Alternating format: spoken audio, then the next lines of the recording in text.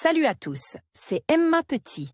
Bienvenue sur ma chaîne dédiée à l'économie domestique, au nettoyage et à la propreté de la maison et des objets. N'oubliez pas de vous abonner à ma chaîne. Passons maintenant directement au sujet de la vidéo. Il arrive parfois que générateurs de vapeur en état de marche ne produisent pas de vapeur. Si le defroisseur ne produit pas de vapeur, vous devez déterminer la cause de la panne des éléments de l'appareil. Il peut s'agir d'une banale violation des règles de fonctionnement de l'appareil ou d'une interruption du travail de l'électricité. Après avoir déterminé les causes, vous pouvez évaluer le degré de complexité des travaux de réparation.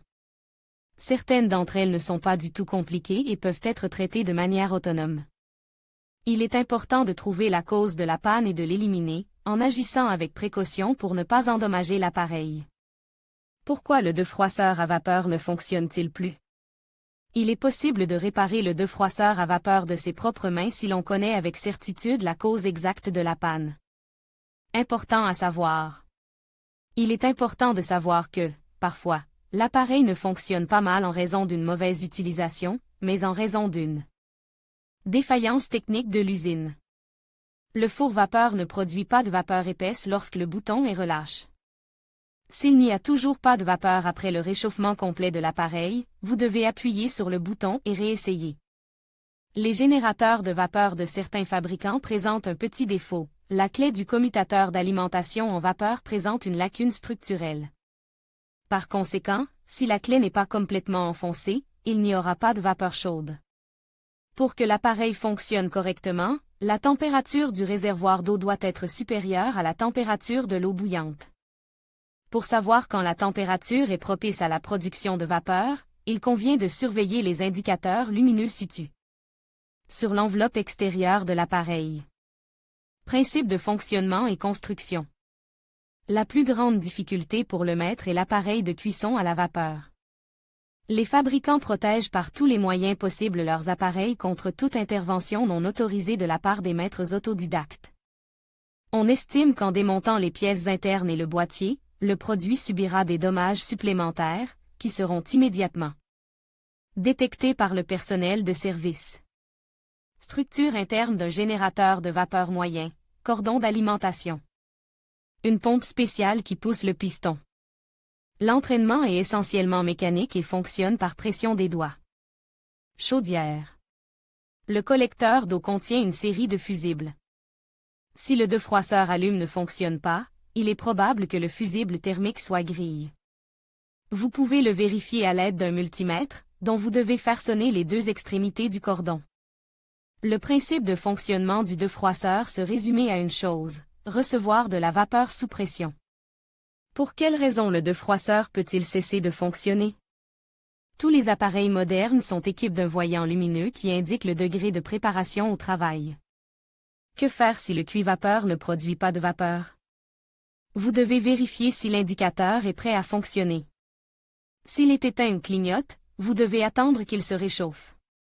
Le premier fonctionnement du générateur de vapeur se produit toujours avec un certain retard.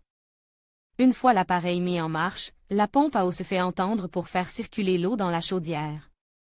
Important à savoir, afin de maximiser la durée de vie, les produits modernes sont programmés pour avoir un délai initial dans l'approvisionnement.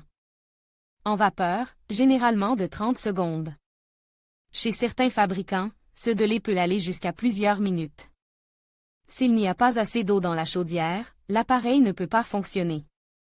Pour y remédier, il faut inspecter le corps du collecteur d'eau, si le niveau de liquide est descendu en dessous du niveau minimum.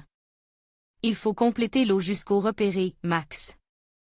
Le versement de l'eau se fait à travers un couvercle spécial situé sur le corps de l'appareil. Une fois le couvercle retire, l'eau doit être remplie à nouveau, en veillant à ce que son niveau ne dépasse pas le repéré maximum. Ne pas faire fonctionner l'appareil si le niveau d'eau dépasse le repéré maximum. Type de dysfonctionnement des defroisseurs à vapeur et details de la réparation. Il existe plusieurs raisons pour lesquelles votre defroisseur à vapeur domestique cesse de produire de la vapeur. Formation de tartre. Il n'est pas recommandé d'utiliser de l'eau du robinet dur dans la chaudière. L'eau contient divers minéraux et sels de métaux lourds qui provoquent progressivement la formation de tartre à l'intérieur de l'appareil et sur la semelle. En règle générale, c'est la principale raison pour laquelle le defroisseur ne produit pas de vapeur. Indépendamment, vous pouvez procéder comme suit. Mélangez une cuillère à soupe d'eau et la même quantité de vinaigre de table, versez dans le réservoir et mettez l'appareil en marche. Attendez ensuite que le liquide entre en ébullition. Cette solution est progressivement capable de dissoudre le tartre. Répétez l'opération jusqu'à ce que vous obteniez l'effet désiré. La prévention de la formation de tartre se fait également de manière automatique. Les modèles modernes sont équipés d'un mode d'auto-nettoyage. Les details de l'opération sont décrits dans le mode d'emploi de l'appareil. Colmatage de la chambre.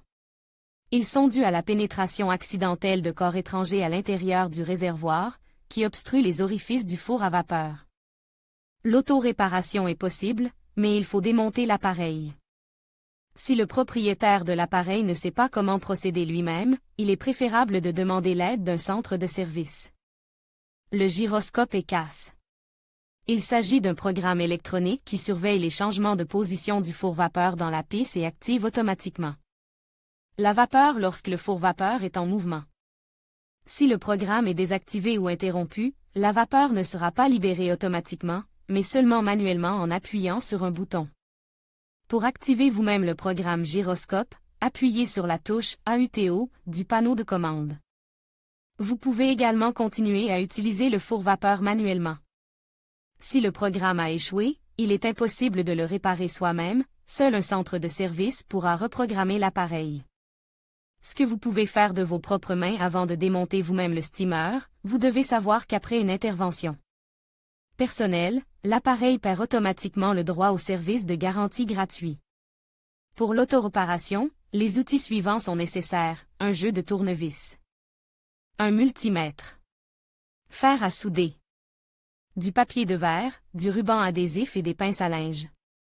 Les types de dysfonctionnements suivants peuvent être réparés à la maison: recommande, réparation et remplacement du cordon, nettoyage de la saleté et du calcaire, remplacement du thermostat ou de la pompe.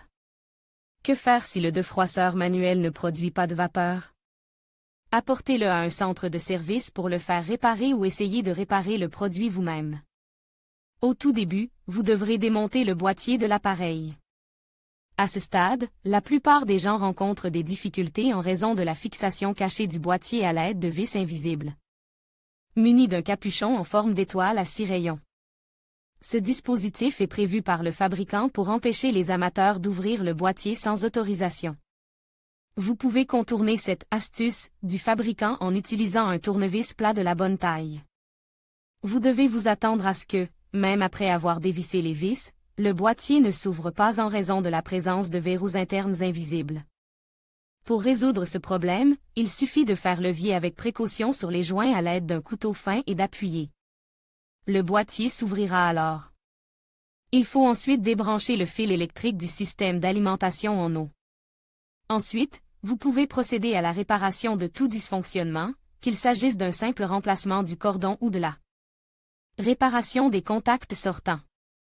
Lors du démontage de l'appareil, il ne faut pas faire d'efforts inutiles, car cela pourrait casser les fragiles rivets en plastique. Entretien. La panne la plus fréquentée des steamers est la formation de calcaire dans le collecteur d'eau. Pour réduire le risque de panne de l'appareil, n'utilisez que de l'eau distillée. Cette eau est en vente libre dans les magasins et les pharmacies. Important, l'utilisation d'eau du robinet ordinaire entraîne une dégradation rapide du steamer.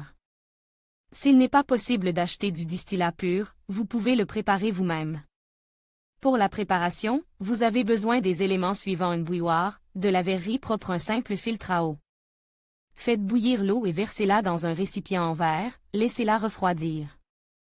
Après quelques heures, l'eau bouillie doit être passée à travers un filtre. Le liquide obtenu n'est pas aussi mauvais que l'eau du robinet et peut être utilisé dans les générateurs de vapeur.